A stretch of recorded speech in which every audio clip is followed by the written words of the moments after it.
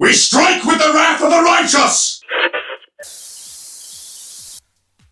Right, here we go. Just let me get this stuff up. Okay, that's it. We're on. Hello. We're live from the top of the watchtower. You'll have probably just heard then a bit of a sound effect in the background, and we don't really need it tonight because there's actual thunder and lightning outside. Norris is back with us again, third time running. Hello, everyone. You'll have to forgive Norris, he's a little under the weather, and it's not helping being at the top of the tower. It's very windy up here, so if you hear a lot of coughing in the distance, it's just Norris trying to cover his mouth and freak out in the background. Are you alright, Norris? I'm not too bad, thanks, apart from what you just described. What? The ailment that you just described. Your ailment? It's one of many. Disease. Venereal. So I didn't tell you anything about this until we actually got onto the podcast because I wanted you to hear it firsthand. But we've actually had over 100 iTunes subscribers. Wow. 102 to be precise, as of right this second. Can the same person subscribe 100 times? I think, but it's definitely not me. So we've either got one really weird fan, or I don't really know. It's got to be that, innit? So we've got one weird fan. Someone who owns 100 laptops. Freak. See, that's my knowledge. I hope we do have one weird fan, and I hope he's very rich. Why is he a he? Sexist. Sexist, racist, homophobic. Yes. We're a lot like God. What? Of the Old Testament. No, I tell her that we're not, because we're not genocidal or infanticidal. Yourself. Right. Okay. So, so you're listening to the Watchtower and Awakening podcast. Even I was going to say the Watchtower and Awakening podcast. You can go over to www.watchtowerandawakening.com where you'll find all the links. You'll find the links to Twitter where you'll find me at ApostateAwake, capital A Apostate, capital A Awake. You will not find Norris because he still is not on Twitter, but I'm working on it. I'm working on him. If you want to subscribe via iTunes, I'm available there. I'm available on Stitcher. I say we Norris, we. Say so. iTunes, Stitcher, and YouTube. You'll find all the links on www.watchtowerandawakening.com. You'll also be able to head on over, because there's a link on there as well, to patreon.com. And I've done a little YouTube video that explains to you all about patreon.com. If you go to patreon.com/Watchtower and Awakening, you'll find a little video from me explaining to you what it's all about. Basically, you can become a patron of the site and become a patron of the podcast, which will give me and Norris plenty of money to give us better microphones and basically just access to Class A drugs that'll make this a lot more interesting. Sounds good to me. If there's one way, well, the only way we're going to find God is on drugs, because facts and evidence, we found those wanting. So what we need is some kind of mescaline or something that's gonna ascend us to the lofty heights of heaven, where we will find our Father, not my Father. And that all begins with cash, hard cash. Basically, we're just doing the evangelical thing. We're saying, like, we're willing to provide you with information about God, but we need cash for it. So we're sending around a digital collection plate, and you will damn well give us some money, or else I can't even threaten you with your soul, can you? That's the thing, innit? Like, if we can threaten somebody with hell or something, then they're paying to get themselves out of something in the afterlife. We can't offer anything like that. So you're gonna have to. So in theory, we're more likely to be paid by a Christian. Yeah, I think. We can't threaten anything, so we just have to say, please give us your money, and I promise I'll do more research and make the show a little better. We'll have more production value and stuff like that. Yeah? What if it's that weird, the weird fan that's subscribed on iTunes 100 times? What if they're rich and they just think, oh my God, I'm going to give $150 a month? What are you going to do for that? Whatever he wants. I'll give him whatever he wants, wherever he wants it. You're going to give him the godless knuckle shuffle. Right. Let's move on. The title of the podcast. I haven't decided on the actual title of the podcast, so when you see it, you'll know it, but it's going to be something along the lines of Jesus or Easter or something. I'm toying with the idea of having it called Jesus Unleavened, still risen. Wow. Oh, right. Yeah. I think I'm going to call it that because I quite like it. Yeah. Very nice. Unleavened, still rising. Yeah. I've showed that to a couple of people and they just don't get it. So I think that's doing us some justice to exclude all the people that we don't care about, so that we've got a really select market. Yeah. No, not market. Target audience. Target audience. Yeah. And then they'll be like, "Oh yeah, I totally get that. Thanks for massaging my ego. Now I feel much more intelligent than I actually am, and I'll be willing to give you $1 via Patreon.com." Is that the target audience, or the cattle as you called them before? Yeah, smug. basically, smug bastards with $1. That's all I'm after. Yeah. Pound. There's no content here. I just want money. Okay. Right. So basically, we're doing a little bit about Easter. Right. I'm not going to spend too long on the origins because basically, you can just do a quick Google search and find out the origins of Easter, and like the fact that there's an Easter bunny and there's eggs and stuff, right? So if you're well versed in this kind of stuff, which I presume people that listen to this podcast will be, they'll already know about all this stuff. But I do also need to be aware that for a lot of people out there, it might be the first podcast they've ever listened to.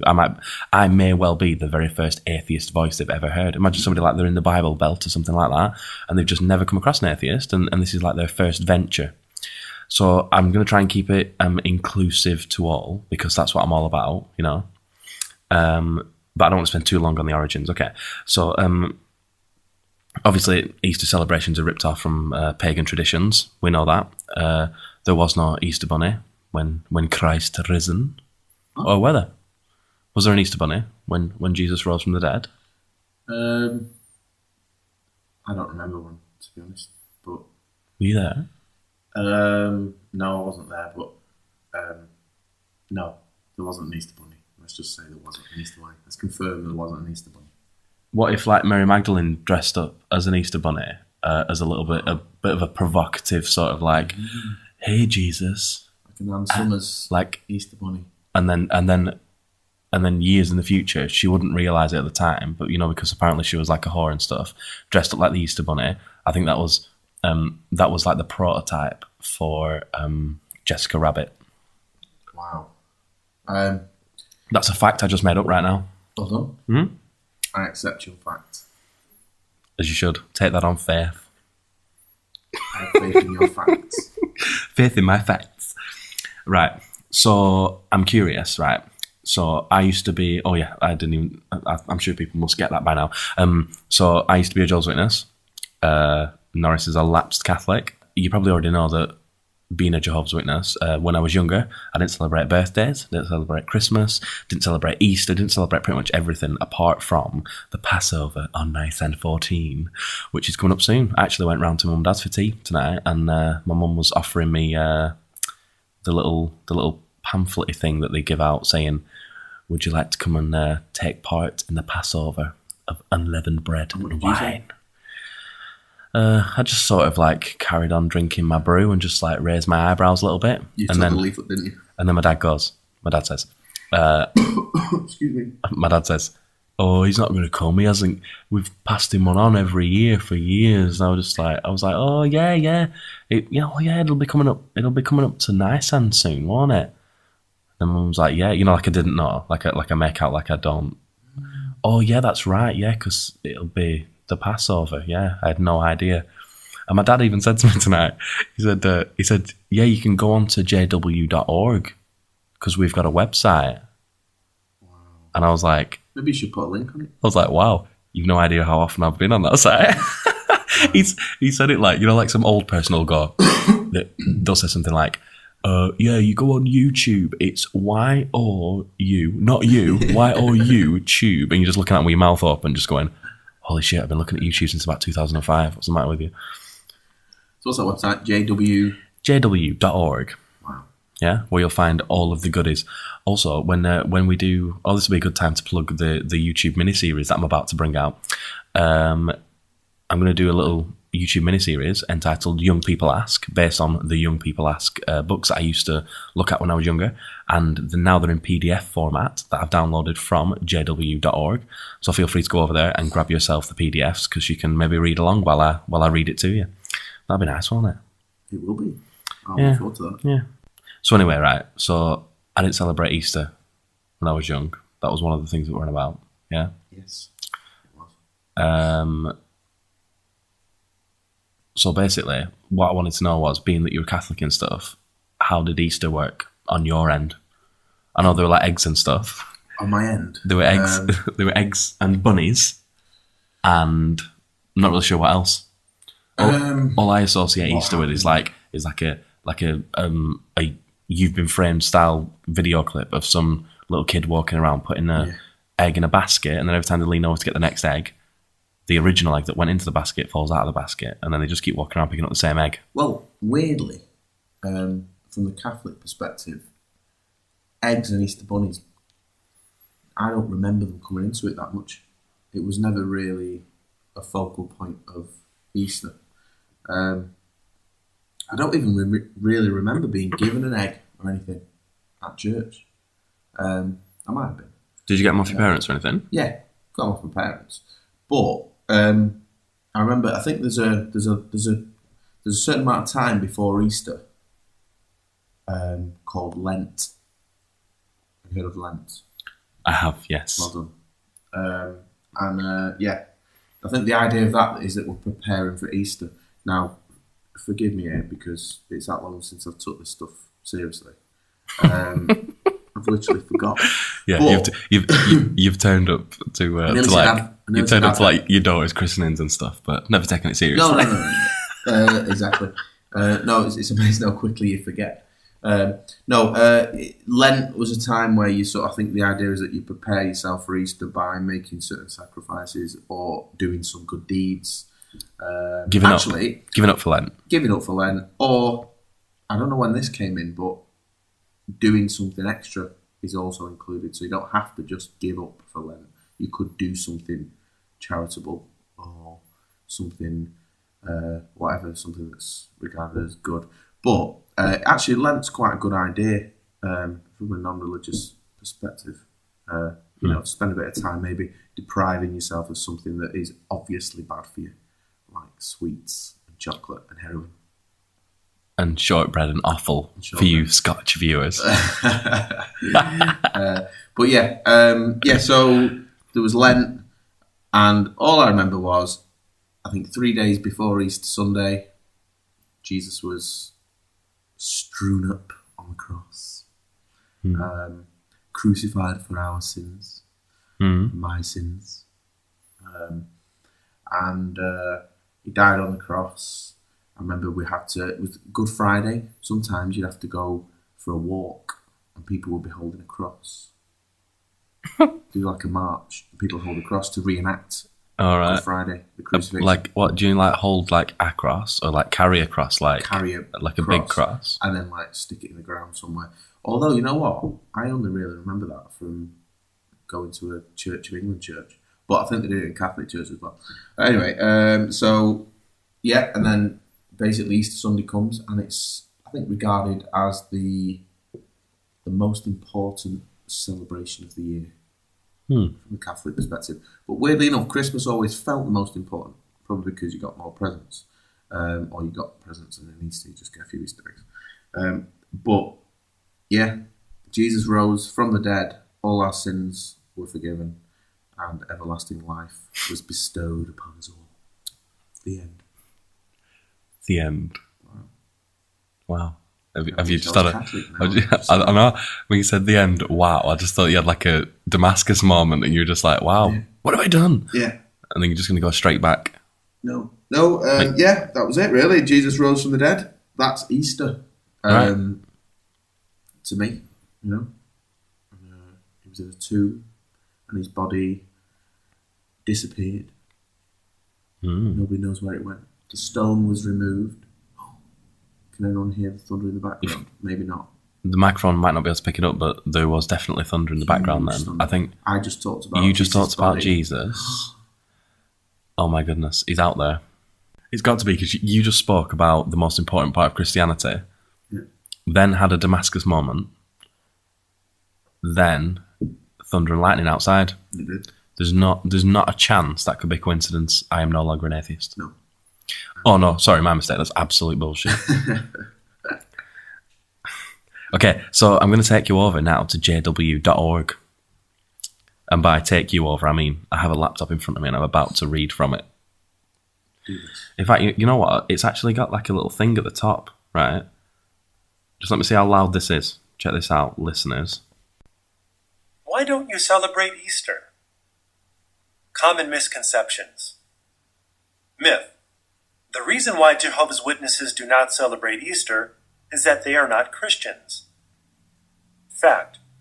We believe Jesus Christ is our Savior, and we do our best to follow his steps closely.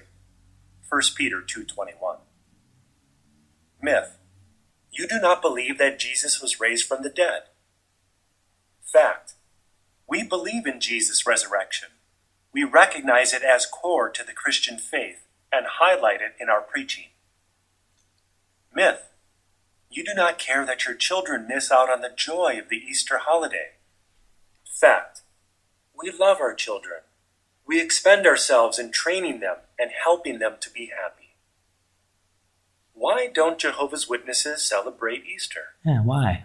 The Easter holiday celebration is not based on the Bible. Jesus commanded that we commemorate his death, not his resurrection. True story. We observe this memorial each year on the anniversary of his death, according to the Bible's lunar calendar. Mm-hmm. We believe that the origins of Easter customs, which come from ancient fertility rites, make Easter unacceptable to God. God requires that we give him exclusive devotion, and he is offended by worship that includes practices that he does not approve of. We believe that our decision to abstain from celebrating Easter is based firmly on the Bible, which encourages the use of practical wisdom and thinking ability, rather than simply following human traditions. Proverbs 3:21. While we share our beliefs about Easter with others when asked, we also respect each person's right to decide what he will do. Right, so that was directly from jw.org.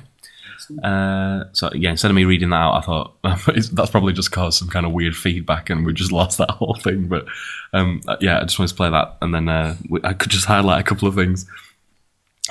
One, we observe the memorial each year on the anniversary of his death according to the Bible's lunar calendar. How culty is that? Based on the lunar calendar. So it's like, it's all about the moon. Yeah, that's a little bit strange. One of the other things that I just thought was just flat out peculiar was God requires that we give him, quote, exclusive devotion, end quote.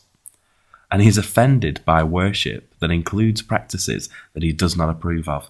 He's offended. I find that like a really like pathetically human emotion to have. Or he's offended. What is that about? I've no idea, but nothing happens when you're offended, does it? You just get offended. Nothing happens, but also, we're encouraged to, the old sticks and stones will break my bones, but nails will never hurt me, sort of thing.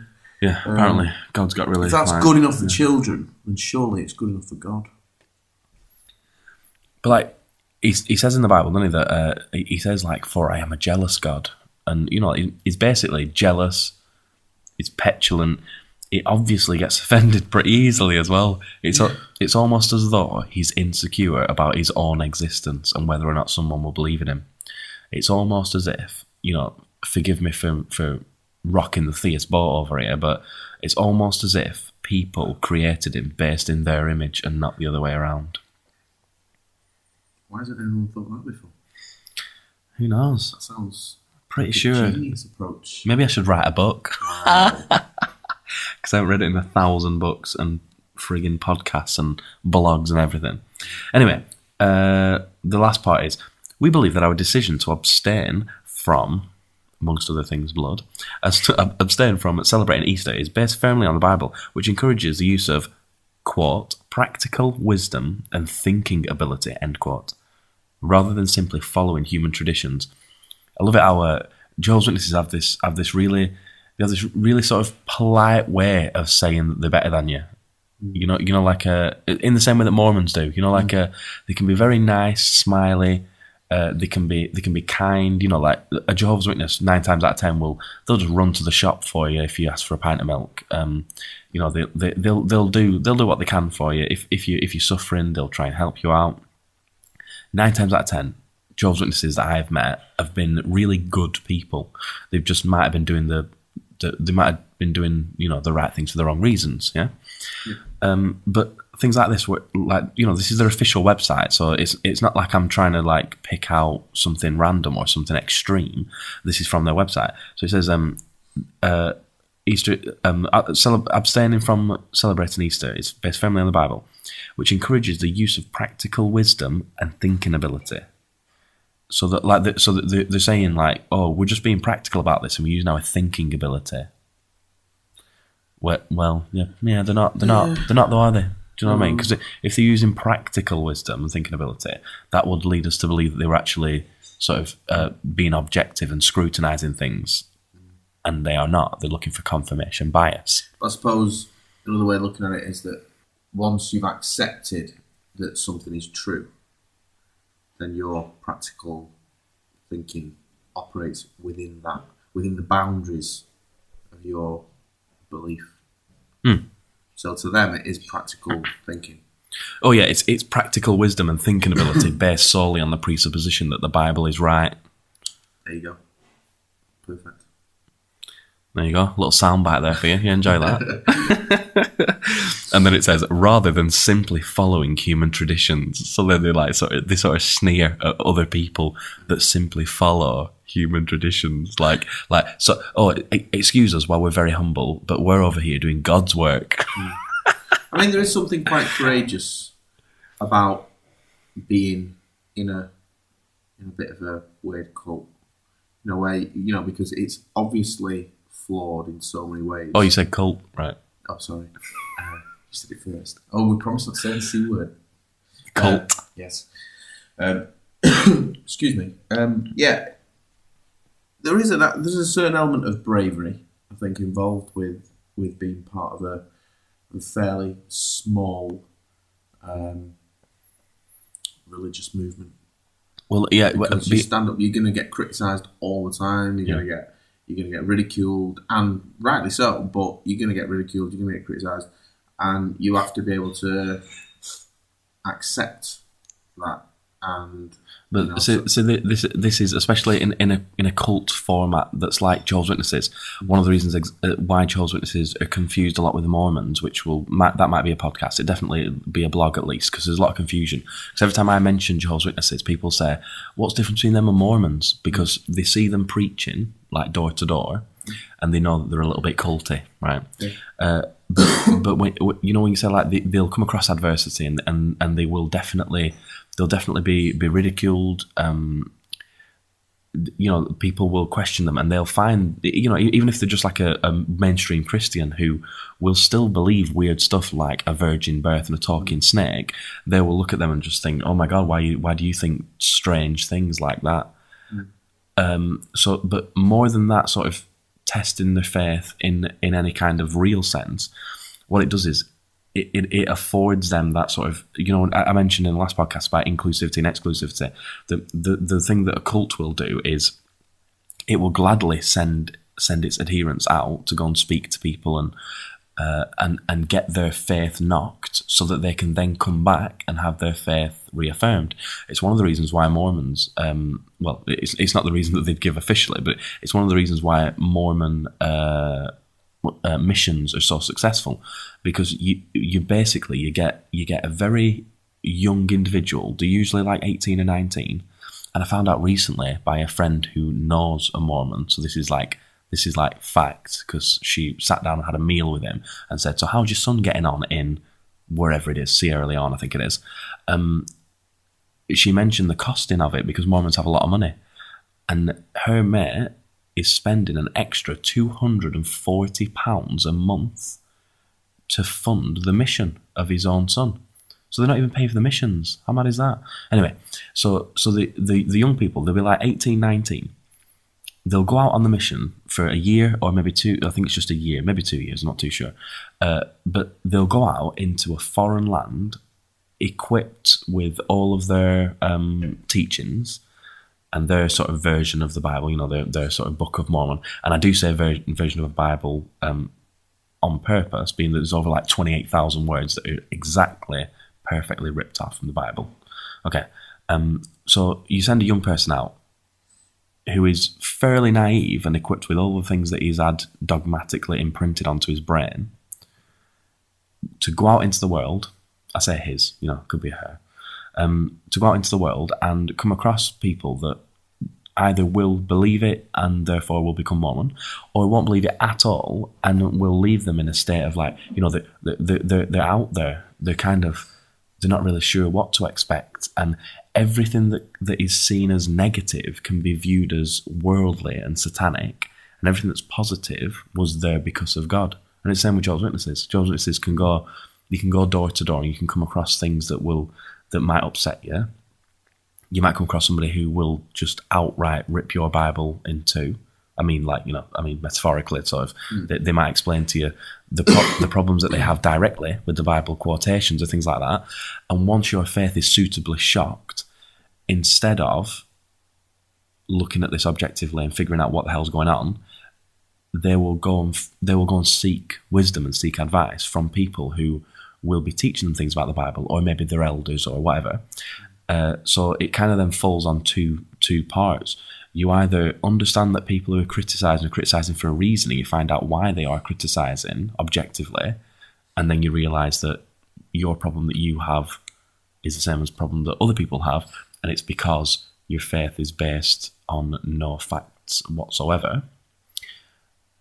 Or you follow the other side of the fence and you have your faith reaffirmed by people like the elders and your family members and whoever it is that's around you that understands and believes the same things as you believe. So then you get that affirmation, which brings you guys closer together. That's essentially what a cult does. It's there for its members, and it will claim to love you almost unconditionally until those conditions come up and you get shunned and ostracised because you're either with them or against them. In a nutshell there. Yeah. In a nutshell. Well, Agreed. I feel like I've had a little bit of a rant there. You did, well done. Yeah, I didn't stop talking there for a few minutes. I'll let you go. I do go on. Anywho, right, so I'm just going to flick over on the old laptop over here onto The Guardian, and I'm just going to read you. I was going to say an extract, but it's only like 3 paragraphs, so I'll give it a little bit of a whirl. This one doesn't have audio, so I can't just press play. It's by Heather McDougall. It was actually first published in 2010, but even though it's like 4 years old, I don't think that's a big deal because, you know, the actual resurrection allegedly happened a great long time ago, so the 4-year gap isn't a big deal, is it? Okay. Easter, the pagan festival. If Easter is really about Jesus, then what is it? Sorry, if Easter isn't really about Jesus, what's it about then? Today we see secular culture celebrating the spring equinox, whilst religious culture celebrates the resurrection. Early Christians made a pragmatic acceptance of ancient pagan practices, most of which enjoyed today at Easter. The general symbolic story is that the death of the Son on a cross and his rebirth, overcoming the powers of darkness, was a well-worn story in the ancient world. There are plenty of parallels, rival resurrection saviours too. Yeah, that's a true story. Then it just goes on about the Sumerian god Inanna or Ishtar, which was hung naked on a stake and subsequently resurrected and ascended from the underworld. One of the oldest resurrection myths is the Egyptian Horus, born suspiciously on the 25th of December. Horus and his damaged eye. Horace. Maybe I'm duplicating you with that. Yeah, Norris the demigod.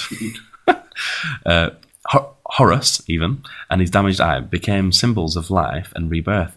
Mithras was born on what we now call Christmas Day, 25th of December again, and followers celebrated the spring equinox, which is suspiciously Easter.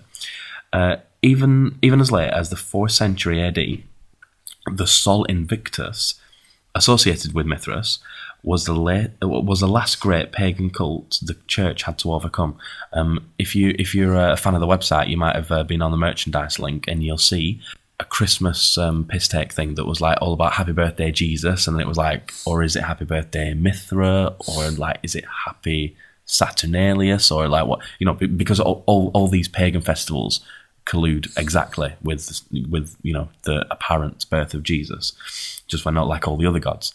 Basically, it fits like the same kind of godlike mold of all the other people. So they have the same birthday.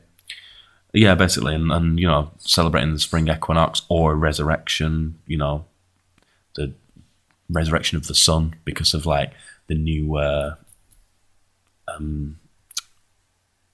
what's it called? You know, like spring coming back in and stuff like that, spring and summer. Yeah. Okay. Dionysus was a divine child resurrected by his grandmother, and Dionysus also brought his mum Semele back to life. Yeah, 3 days later. Suspicious. I'm not going to read this whole thing. I'm going to do the whole blah blah blah. Something about so eventually Christianity came to an accommodation with the pagan spring festival. Although we see no celebration of Easter in the New Testament, early church fathers celebrated it, and today many churches are offering sunrise services at Easter, an obvious pagan solar celebration. The date of Easter is not fixed, but instead is governed by the phases of the moon. How pagan is that? That's not me saying it. That's actually written on The Guardian. Yeah, how pagan is that? And it is, isn't it? Let's follow the solar equinox and all that. All the fun things about Easter are pagan. Bunnies are a leftover from the pagan festival of Easter. Estrogen. Yeah, estrogen. What's estrogen? Female hormone. Yeah, fertility. That's what it's all about. Yeah. Pagan festival of Easter, a great northern goddess whose symbol was a rabbit or hare. Exchange of eggs is an ancient custom, celebrated by many cultures. Hot cross buns are very ancient too. In the Old Testament, we see the Israelites baking sweet buns for an idol. That just sounds so like strangely sexual, doesn't it? The Israelites baking sweet buns. Sweet buns for an idol, and religious leaders trying to put a stop to it. The early church clergy also tried to put a stop to sacred cakes being baked at Easter. In the end, in the face of defiant cake-baking pagan women, they gave up and blessed the cake instead, which is it's quite telling, isn't it? That's very that's very church-like, to be completely against something until the masses make it untenable, and then they go, all right, okay, we're just going to have it then. Like, you know, if you're all going to kick up such a fuss, we're going to decide that God meant something different.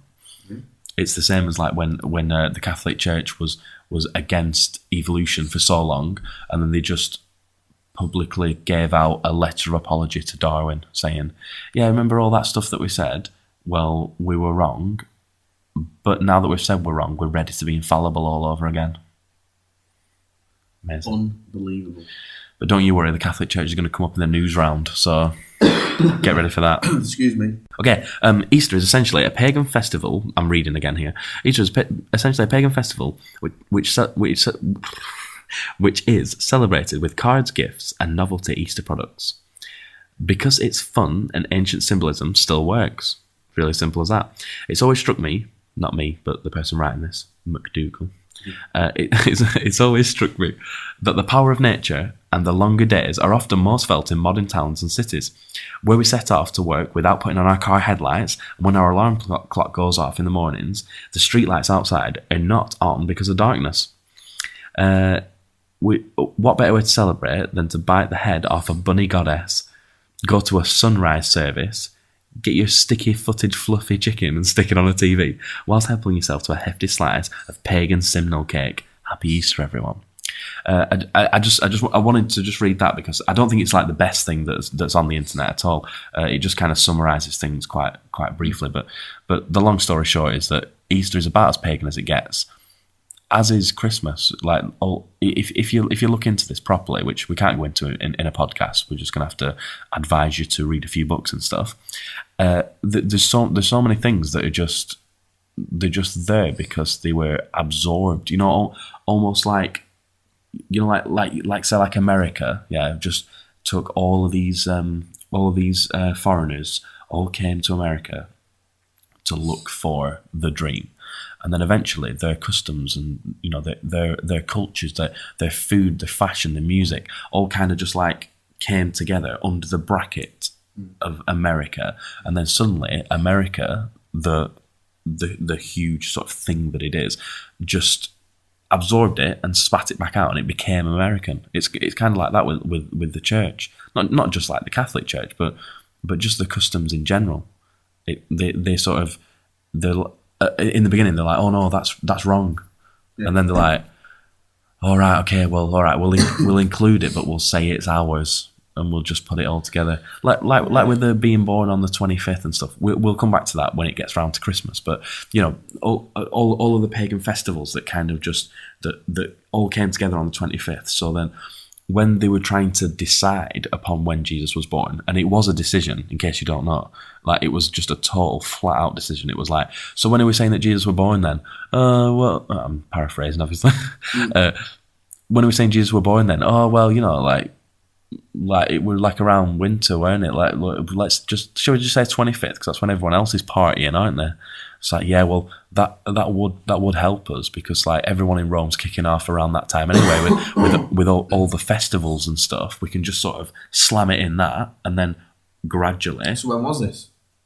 When was it? When was what? When did this discussion happen? This is like the Council of Nicene in Rome. I'm not too sure when exactly, but I could go on the internet, but yeah, it was a long time after Jesus was already dead, right? So a long time after he was born and died. Once they were trying to like figure out exactly. They were trying to figure out things like was it of the Spirit, or like did he ascend, or there was all. It was basically how godlike was Jesus, and did they have birth certificates back how then? are we nailing the facts down here? Facts. Did they have birth certificates back then? I doubt it. Maybe. Yeah. So maybe everyone's date of birth was guessed. Maybe. To the point. Maybe they did because they were supposed to, like, when Jesus was when the reason that Jesus ended up in Bethlehem to be born when his parents didn't live there was there was supposed to be a census by the emperor. So like everybody had to go to the city that they originated from. So maybe if they've got records like that, maybe birth certificates were a thing as well, or maybe not certificates, but they maybe made a record, maybe wrote their name down somewhere to say. I know someone whose dad is 80 something. That's all they know. That's all he knows. He's from India. He's never seen a birth certificate of his. He doesn't know how old he is. There's no one to trace it back to. And he reckons they reckon they don't know how old he is. It's just in his 80s. To say that's now. I don't understand what that means. So if there's some people now who don't know when they were born, oh, because where right, they come okay, from, right, they yeah. maybe weren't issued a birth certificate or whatever. Can that even happen in the world now?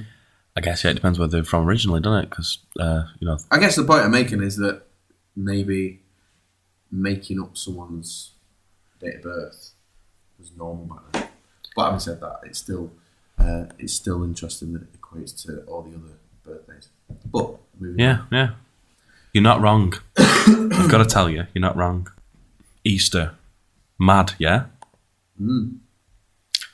Crazy time. I didn't really want to spend a huge amount of time on it, really, because it's really easy just to find it on the internet and read through it, and I don't think that we're telling people anything that they don't already know.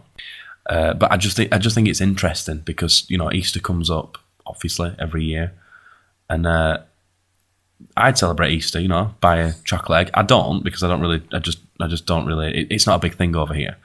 In some parts of the world, it's a big deal, but. I just view it just like I view Christmas. When people say, why are you celebrating Christmas? I just say, I'm going to celebrate it for the pagan festival that it is, and just understand that it's got some historical context. So why not join in some like sort of tradition that has some kind of like festival sort of carnival atmosphere, and get involved, as for, like, just get involved for what it is these days. There's loads of stuff that we do now that first came about from something that might have been a bit weird, creepy, sinister, whatever.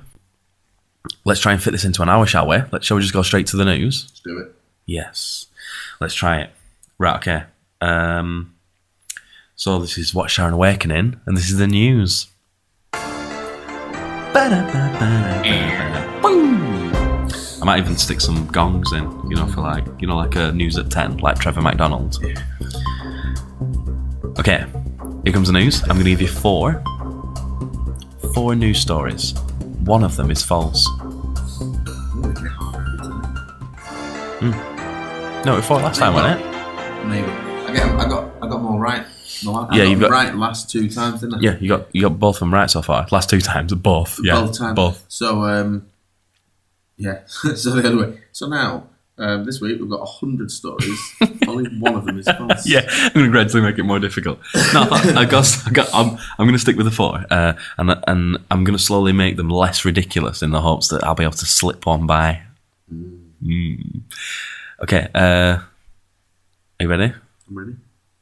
Okay, Pope Francis told the mafia just this month they should renounce their, quote, cult of death and repent because of their, quote, blood-stained money and blood-stained power, or, quote, end up in hell. Number 2. A row was broken out in the Catholic Church, threatening a schism over the cannibalism of the Eucharist. The wafer is said to turn into the body of Christ, but was the translation, "This is my body," or "This represents my body"? Number 3. Westboro Baptist Church leader Fred "God Hates Fags" Phelps has died. Phelps' son on CNN said, quote, "Any fags want to come out and protest my dad's funeral better get ready for a lawsuit."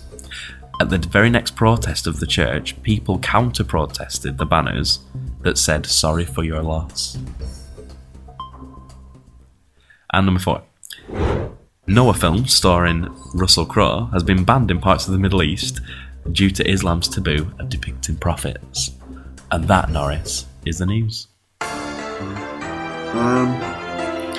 Okay, so a quick summary. Pope Francis tells the mafia to sort their life out. Or you're going to hell. Or you're going to hell, yeah. Catholic Church is threatening a schism over the cannibalism of the Eucharist. So when the wafer goes in, is it actually the body of Christ, or does it just represent the body of Christ? Number 3, Westboro Baptist Church leader Fred Phelps, who, you know the guy, yeah. God hates fags, and they like protested army funerals and stuff like that. Yeah. So he's dead, and his son actually said on CNN, "Any fags want to come down and protest my dad's funeral, better get ready for a lawsuit." Like it's all right for one and not for the other. Yeah, and the counter protest was like people who were against the church saying "sorry for your loss," which I think is really cool. And then number 4, Noah film starring Russell Crowe. It's been banned in parts of the Middle East due to the taboo of depicting prophets. Okay. First one. First one's slightly dubious because I can't see the Pope. Even though the Pope might say that heaven exists and hell exists, I can't see him sort of telling the mafia to renounce their culture of death. I could potentially see him saying that, but the thing, or did he say, or risk going to hell? Or, quote, end up in hell. Or end up in hell, okay. Wow, see, end up in hell. You see, the The funny thing with the Catholic Church is that they're so. I mean, this will probably be a podcast in itself, but they're so breathtakingly arrogant and hypocritical that the fact that the Pope may or may not have said to the mafia that you're a culture of death, and it's because of their blood-stained money and blood-stained power. It's just like, that's jaws on the floor for atheists worldwide. That. Okay. So the fact that I'm saying that may or may not have happened is brilliant in itself, because if it's not true, it's completely believable, because that's how arrogant they are. Okay, so was that one? Right, I'm going to say that the Noah's Ark. I'm going to say that's true. Banned in parts of the Middle East. Yeah, just because it's obvious. Like it seems obvious. I think that is pretty obvious. I mean, even Richard Dawkins, RichardDawkins.net was banned in Turkey for a certain amount of time. You know, like that seems so. obvious. So that is fairly straightforward, I reckon. Or did I just put it there because it is so easy to understand? What's the other one? Number 2. Number 2 is the row that's broken out in the Catholic Church threatening a schism. Oh yeah, what's a schism? I meant to ask you that. Okay. It's maybe we should do like a. This podcast is brought to you by the word schism. What's a schism? Schism. It just simply means like a rift in a particular. It's a rift in the particular religious teaching that ends up splitting the church. So for example, you've heard of Sunni and Shia Muslims, haven't you? Yeah. So that was a schism that happened a long time ago. So they were Muslims, and then they broke away. Just like when Henry VIII decided that having a Church of England would be a good idea. That was like the mother of all schisms. Okay, so the schism is that the church. It's about the cannibalization. It's threatening a schism because the Catholic Church is basically there's people on either side of the fence. It's like, is the translation in the Bible that did Jesus say this is my body, or did he say this represents my body? Because those two are slightly different things. I remember from going to church that this is my body. Okay, so the Catholics that you knew, did they believe that the wafer actually turned into the actual human physical like cells of the Jesus? No, I don't think anyone believes that. But no, I mean, like, nobody believes that. But is that what they're saying? Because there's a difference between what Catholics on the street, grassroots Catholics. There's a difference between grassroots Catholics and what the Catholic doctrine actually is. Okay, right. So that one. Just remind me the third one. Westboro Baptist Church leader Fred Phelps. He's died.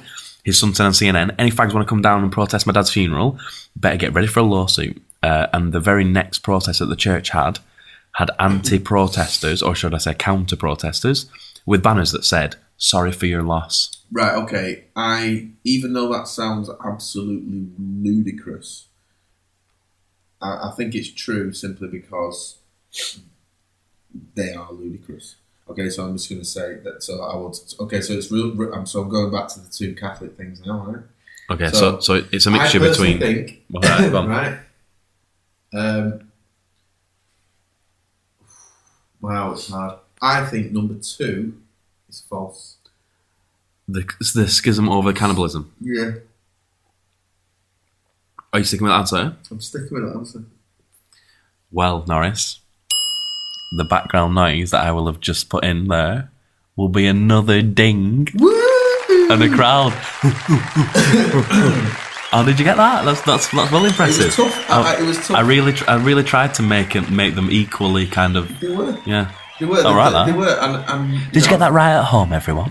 I thought I was testing people's patience, whoever was listening to this. But I'm glad I did test your patience because it's not for you. It's not for you. It's for me. It's for us. It's for our future, our children's future. No, it was a tough one that because they all could have been false. I don't want to give away my exact reasons for knowing why the second one was false, simply because you might use that information to make next week's harder. No, it just didn't sit right with me that it's argued. I think that if you were to ask most Catholics, does the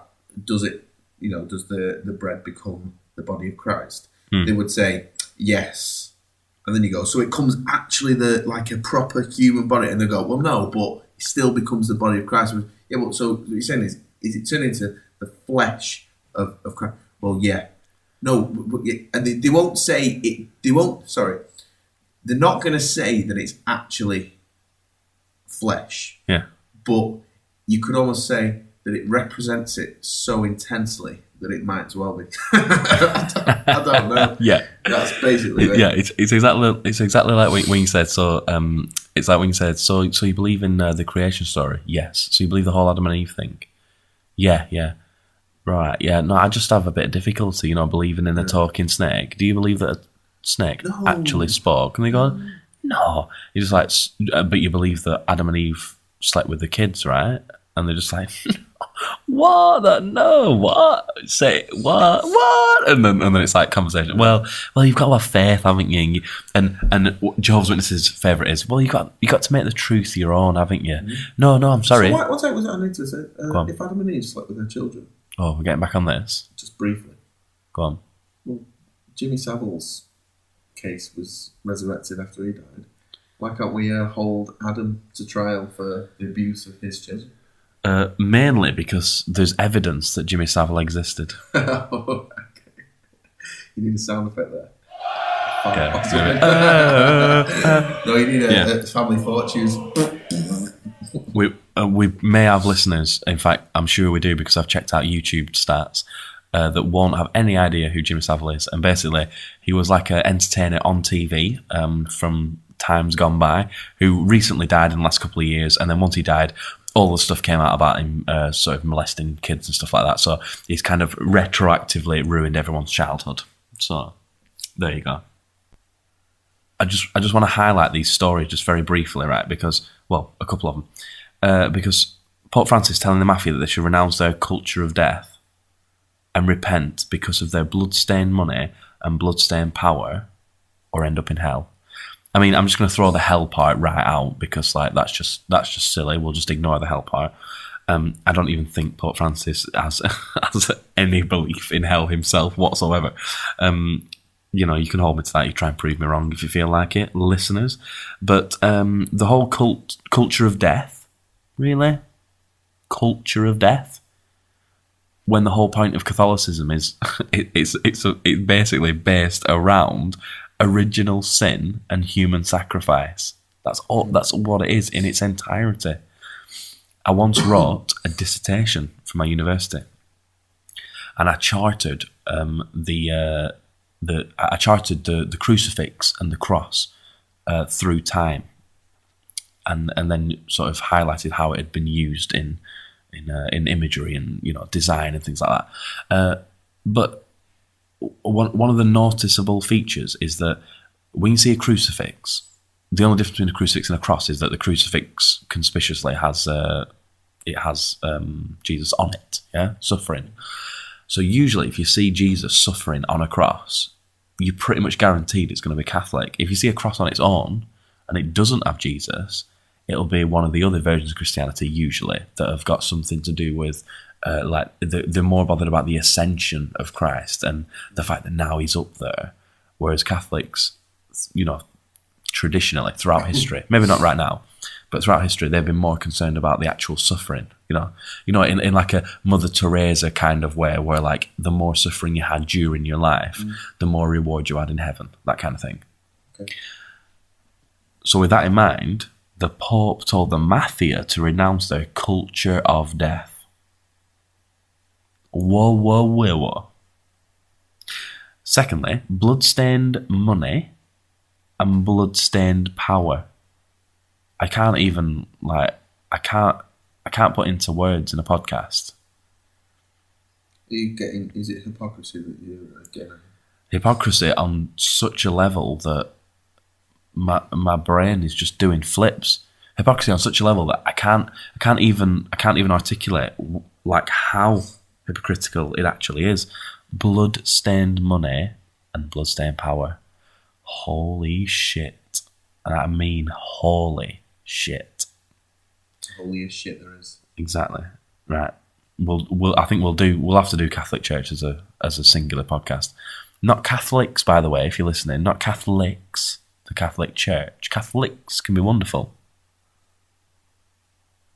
Catholic Church, sinister, ancient criminal organisation that I've mentioned before, not only incorporates most of the mafia, but I mean we'll have to go in with Catholic Church. We'll how they colluded with Hitler and everything, which will be hilarious. There's just so much to go on. It's like we could just do a 24-hour podcast just on the blood-stained money and blood-stained power of the Catholic Church. Anyway, so Westboro Baptist Church. I thought this was brilliant. Westboro Baptist Church. Fred Phelps.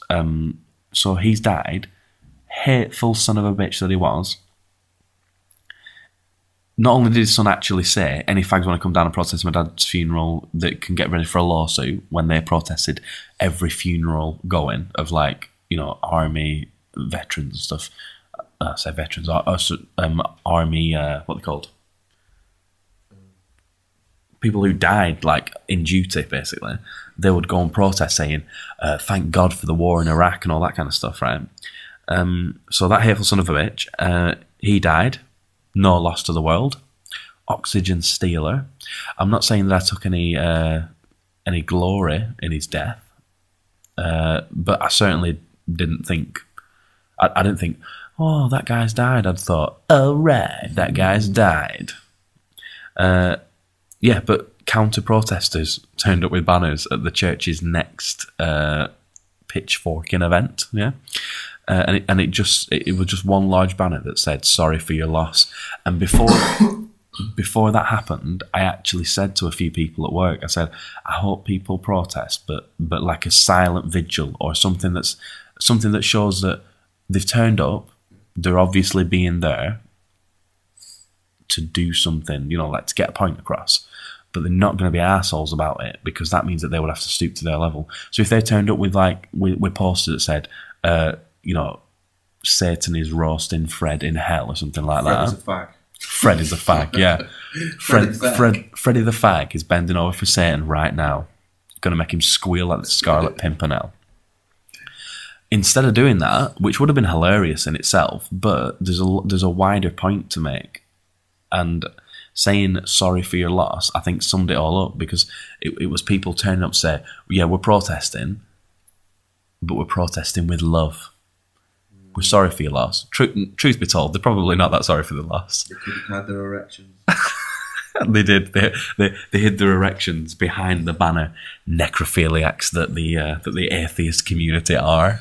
They might not even have been atheists. They might not even be atheists for all I know. I don't know. But all I know is it was a perfect sentiment for a hateful bastard. Fourthly, or should I say last on the list, because one of them wasn't real. Yeah. So Noah's been banned in parts of the Middle East due to Islam's taboo of depicting prophets. Now, that is just straightforward, isn't it? Because, like, if they'll freak out about a cartoon, they'll freak out about a film. There's lots of Christians don't like it because they reckon that it's not true to the historical record. And by historical record, they mean the Bible, which people that live in reality don't regard as a historical record. I don't know why people take any of this stuff seriously. What stuff? Well, Noah's Ark, for example. I mean, even if you're a Catholic, even if you're a proper full-on Bible lover, come on, you can't seriously believe that there was a flood that covered the whole earth, and that 2 of every animal managed to fit onto one ship, and were somehow all sort of herded onto this ship from all over the world. I mean, like you said, was it something you said to me a while ago? Some of the animals from where they came from would have died before they got to the boat. That was on the last podcast. All right, yeah, there you go. Yeah, I mean, it is so outrageously unreasonable and unscientific. But it's expected. I mean, look, the thing is, in certain parts of the world, people believe certain things and have certain ways of doing things. You're not going to go to Saudi Arabia and walk around in a pair of Speedos, are you? You're not going to do it. How do you know? I mean, I would think that you probably wouldn't do that where we live. Either. Wow, we're more like the Saudi Arabians than I thought. But the difference is, I won't walk around in Speedos around here because it's usually cold and raining. In Saudi Arabia, perfect Speedo weather. I mean, yeah, there's certain cultures and traditions that don't make sense, you know, to some people, but I suppose it's a bit of a sensitive issue. You know, it's sort of, where do you draw the line between respect and tolerance? Which brings us to something that's going to happen in May. National Draw Mohammed Day. Ooh.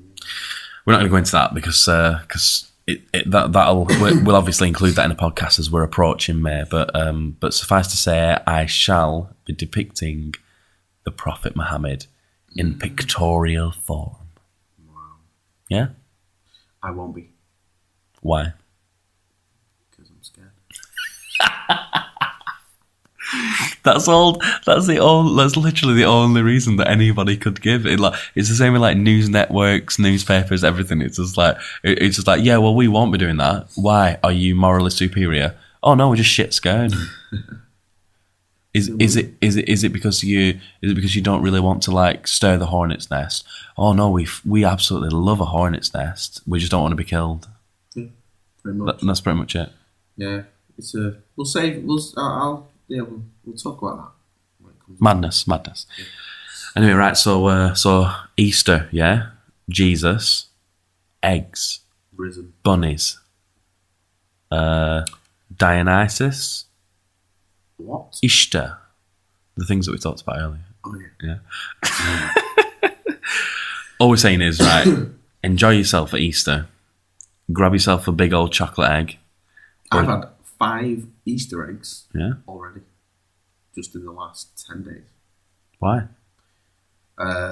We went to Tesco and there were Easter eggs on offer. So we thought, we'll buy some of them, give a couple to the kids, a couple of the kids.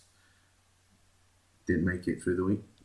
I remember it being a big deal a couple of years ago when your youngest was first like understanding the whole collecting her eggs, and then your Mrs. Norris, she ate one of the eggs and just thought, oh, she'll never notice, because at the time she was like, she was like 3 at the time. Yeah.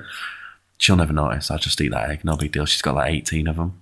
And she just got to the age where she'd figured all this out, and she was just like, where's the 19th egg? And your missus was in the kitchen just with wide eyes, just going, oh shit, she can count. That was a big deal that day. Cracked me up. She was like, I'm gonna have to go out and buy another egg. Anyway, right, so Easter, yeah, enjoy yourself. Enjoy Easter for the pagan festival that it most certainly is. And if you insist on going to church, go, do it. Enjoy that too. I'm not going to discourage you, because just like Penn Jillette of Penn and Teller says, the world needs more atheists, and nothing will get you there faster than reading the damn Bible. I might be going to church on Easter Sunday. I don't know if I am, but I might be.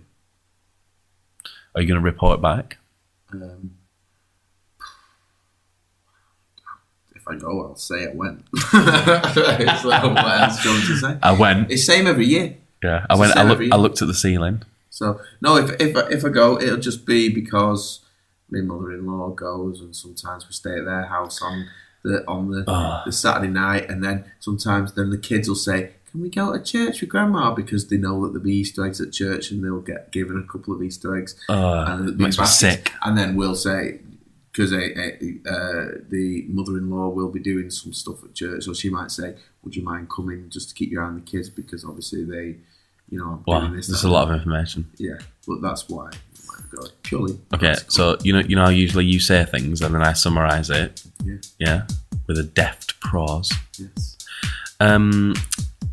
What you're saying is, Mr. Watchtower, I'm a cultural Christian and I can't get out of it.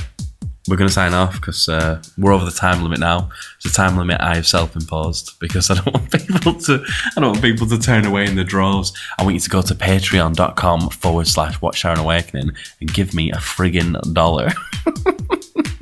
So yeah, that's us. That's goodbye from Mr. Watchtower and goodbye from Norris. Say goodbye, Norris. Goodbye, Norris. Goodbye, Norris. Goodbye. There is no God, and if there is, may he strike us down.